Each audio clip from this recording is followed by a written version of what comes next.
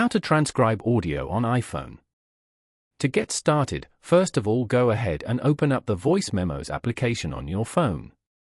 The Voice Memos app is a built-in tool for recording audio.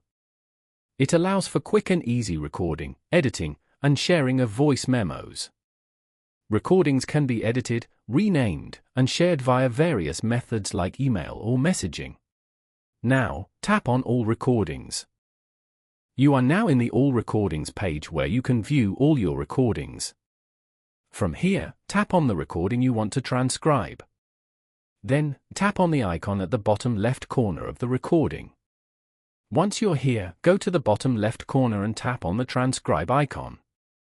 As you can see, the words in this voice memo are now being converted into written text. You can repeat this to transcribe the other voice memos as well. Following these steps, you can easily transcribe a voice memo on iPhone.